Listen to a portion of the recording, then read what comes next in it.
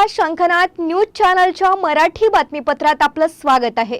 बघूयात आजच्या महत्त्वाच्या घडामोडी। काँग्रेसचे ज्येष्ठ नेते शरद पवार यांची प्रकृती बिघडल्यामुळे डॉक्टरांनी त्यांना 4 दिवस विश्रांती घ्यायला सांगितले आहे। ही माहिती राज्याचे उपमुख्यमंत्री अजित पवार यांनी दिली। व्हीएसआयच्या बैठकीत शरद पवार यांची तब्येत थोडीशी खालावल्याचे दिसून आले। राष्ट्रवादीच्या मंत्र्यांनी कुठल्याही प्रकारची चिंता करू नये, कारण मी खंबीरपणे काम करत आहे, असे अजित पवार यांनी स्पष्ट केले। पिंपरी चिंचवडमधील YCM हॉस्पिटल आणि पुण्यातील कमला नेहरू हॉस्पिटलमध्ये GBS सिंड्रोमच्या रुग्णांसाठी मोफत उपचार केले जातील। ग्रामीण भागातील रुग्णांसाठी ससून हॉस्पिटलमध्येही मोफत उपचार सुरू करण्याचा निर्णय मुंबईतील चर्चेनंतर घेतला जाईल। औषधांचे वाढलेले दर कमी करण्यासाठीही पावले उचलली जातील, अशी माहिती राज्याचे उपमुख्यमंत्री अजित पवार यांनी दिली। पुणे शहरातील दूषित पाण्याबाबत दोन्ही आयुक्तांशी चर्चा झाली असून पाणी उकळून पिण्याचा सल्ला महापालिकेच्या आरोग्य विभागाने दिला आहे। या संदर्भात लवकरच अधिकृत प्रेस नोट जारी करण्यात येईल। छवा चित्रपटामुळे झालेल्या वादावर उदयनराजे भोसले यांनी निर्मात्यांशी चर्चा केली आहे, ज्यामुळे लोकांच्या भावना दुखावल्या गेल्या। ते सीन्स कापण्याचे त्यांनी सांगितले असल्याचे अजित पवार यांनी सांगितले। लॉक करून ठेवलेले आहेत, त्याच्यामुळे कोर्ट त्यांना जे काही करायचं असेल त्यांनी कोर्टामध्ये किंवा निवडणूक आयोग नाना पटोले साहेबांची म्हणजे शरद पवारांची भेट घेत आहेत, उद्धव साहेबांची भेट घेत तो त्यांचा अधिकार आहे ना। भेट घ्यायला उद्या तुझी भेट घेतली म्हणून बिघडलो कुठं, तो त्यांचा अधिकार आहे। द्यायची का नाही ते मी काल आमचे तहसीलदार गेलेले होते, तहसीलदार त्यांना भेटले, त्यांचं निवेदन तहसीलदारनी सरकारकडे पाठवलंय। काल होता शनिवार, आज आहे रविवार, त्याच्यावर 2 दिवस सुट्टी आहे आणि आज प्रजासत्ताक दिन आहे। आता गेल्यानंतर काय निवेदन आहे, काय मागण्या आहेत, त्या संदर्भामध्ये जास्तीत जास्त मागण्या सोडवण्याचा प्रयत्न हा आमच्या महायुतीचा सरकारचा आहे। त्याच्यात कुठलं काही राहिलेलं असेल तर आम्ही लक्ष घालू। दादा 4 दिवस झाले साहेबांचे सगळे प्रोग्राम रद्द करण्यात आले, आज विचारलं का तुम्ही? त्या संदर्भामध्ये ज्या दिवशी VSIचा कार्यक्रम होता त्याच वेळेस त्यांच्या छातीमध्ये कफ झालेला जाणवत होता, बोलताना पण तुम्ही पाहत होता। त्याही वेळेस आम्ही त्यांना जयंत पाटील होते, मी होतो, बरेच जण होते, आम्ही आता सगळ्यांची नावं घेत बसत नाही। तर आम्ही म्हणलं की साहेब विश्रांती घ्या, पण साहेब ते म्हणले मला कोल्हापूरला जायचं, माझा कोल्हापूरला कार्यक्रम आहे, आणि ते तिथले सगळे कार्यक्रम संपल्यानंतर कोल्हापूरला गेले। पण कोल्हापूरला तो त्रास वाढला, मग मात्र ते मुंबईला गेलेत आणि 4 दिवसाची विश्रांती डॉक्टरांनी त्यांना घ्यायला सांगितलेली आहे आणि ते विश्रांती घेतात। दादा तुम्ही सांगितल्यानंतर साहेब ऐकत नाही, त्याच्यानंतर त्रास वाढतो असं दिसतं? नाही, असं नाहीये साहेब आहेत, तू कशाला आणखी लावायला? ठीक आहे, हे तू माझ्या राष्ट्रवादीच्या कुठल्या मंत्र्यांची काही काळजी करू नको। अजित पवार खंबीर आहे, हसन मुश्रीफ, जे कुणाचं असेल त्याचं मी बघेन। दर मंगळवारी माझ्या इथं बऱ्याचशा पत्रकारांना माहिती आहे की राष्ट्रवादीची मिटिंग असते, तिथं राष्ट्रवादीच्या सगळ्या आमदारांना, सगळ्या मंत्र्यांना निमंत्रित केलेलं असतं।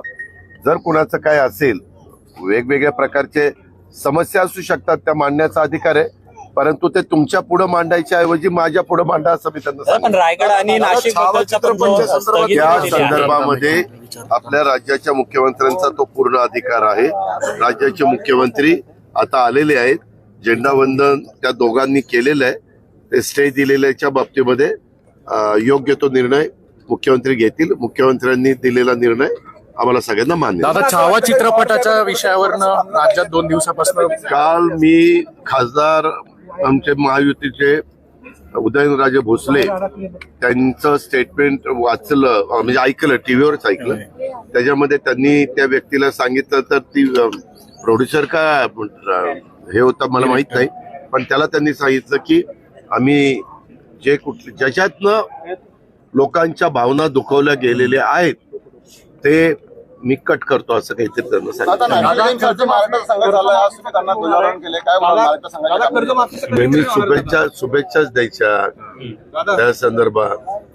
दादा कर्जमाफीचा निर्णय केव्हा होणार आहे? आमचे पेंडिंग आता नवीन अर्थसंकल्प येतोय.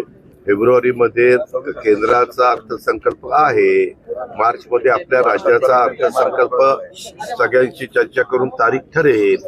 त्या तारखेला अर्थसंकल्प येईल. राज्याची एकंदरीत सगळी परिस्थिती लक्षामध्ये घेऊन काय काय कशा कशा पद्धतीच्या गोष्टी करायच्या ते त्यावेळेस सांगितलं जाईल. आता सांगितलं तर तो माझ्यावर हक्काबंद होईल.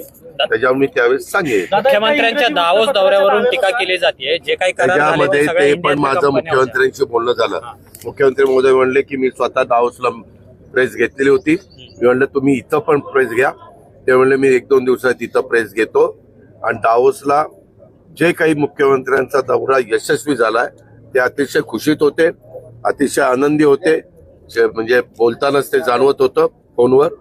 आणि त्याच्यामध्ये त्यांनी सांगितलं की मी ते सगळं सांगेन.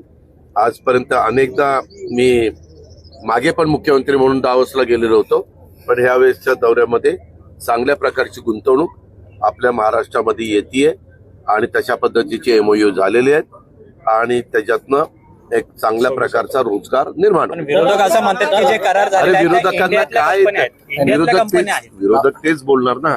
ते म्हणणार नाही नाही फार छान दौरा झाला बरं का देवेंद्रजींचा, चांगली गुंतवणूक आली.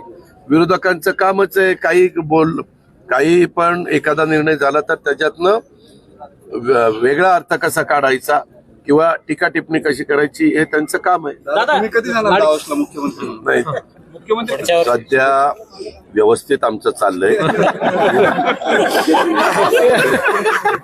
त्याच्यामुळं आम्हाला आता हे दिवस पुढचे चांगले कसे जातील आणि अजून चांगलं काम कसं करता येईल आणि स्थानिक स्वराज्य संस्थांमध्ये देखील आम्हाला महायुतीला चांगलं यश कसं मिळेल हा आमचा प्रयत्न पुन्हा भेटूयात नवीन बातमीपत्रासह. तोवर नमस्कार.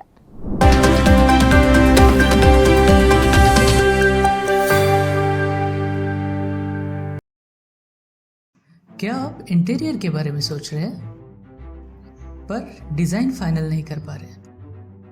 होम इंटीरियर या ऑफिस इंटीरियर, किसी भी डिज़ाइन आइडिया को रियलिटी में कैसे बदले, आज हम ये जानेंगे इंडस्ट्री एक्सपर्ट्स से। हमारी कंपनी जो है डिज़ाइन ब्यूरो, उसमें interior designing, renovation, architectural design, landscaping end renovation, furnitures, ये सारे जॉब्स हमारे यहाँ होते हैं और पिछले 20 साल से हम लोग इस फील्ड में हैं और इसमें 2 से 3 कैटेगरी आप इसको डिवाइड कर सकते हैं, जिसमें कि हम रेसिडेंशियल बोलते हैं, कमर्शियल बोलते हैं और रिनोवेशंस बोल सकते हैं। बेसिकली क्लाइंट्स की नीड्स को अंडरस्टैंड करना, सो नीड बेस्ड एनालिसिस हमारे यहाँ होता है। सो क्लाइंट्स के लिए हम लोग परफेक्ट इसलिए हो जाते हैं या हम उनके लिए दोबारा या किसी क्लाइंट्स के लिए हम चौथी बार काम कर रहे हैं because of their confidence with us, कि वो हमारे ऊपर रिलाई करते हैं। हम लोग अमित को पहले से ही जानते थे, तो उनको हमने बुला के उनको जो स्ट्रक्चर है यहाँ पे ब्रिक्स वर्क चल रहा था तभी से उनको कांटेक्ट किया, उन्हीं को जगह दिखाई, उनको स्पेस डिजाइन करने के हिसाब से कांटेक्ट किया, उन्होंने डिजाइन बना के दिया काफी अच्छा। जो भी उसमें जो भी चेंजेस थे उनको वर्कआउट किया हमने। जब जो मटेरियल लेना था वो साथ में हमारे आए, सिलेक्शन के लिए आए, वो जो भी सारा सिलेक्शन उन्होंने काफी अच्छे से करवाया। जो भी उसके बाद में जो एक्सपेक्ट था उससे ज्यादा बेटर ऑफिस उन्होंने बनवाया। बजट अगर आपका लिमिटेड है तो लिमिटेड बजट में भी आप एक अच्छा इंटीरियर कर सकते हैं, ये हमारा विश्वास है और हमारे क्लाइंट्स के लिए हम वही दे रहे हैं और उसी से हमारा क्लाइंटल बड़ा है। हर क्लाइंट की एक अलग स्टोरी होती है, उनका एक अलग रिक्वायरमेंट्स होता है। कई बार ये सारा मिस आउट हो जाता है, हम अपने डिजाइन उन पे लाते हैं, वो नहीं होना चाहिए। उनको क्या चाहिए वो हम डिलीवर कर सकते हैं, बस वो उनके बारे में हमको समझना पड़ेगा। तो हमारे इसमें हम एक ही बोलते हैं कि ड्रीम कम्स ट्रू। आप ड्रीम देख रहे हो, हम उनको फुलफिल करेंगे, वो हमारी रिस्पॉन्सिबिलिटी है।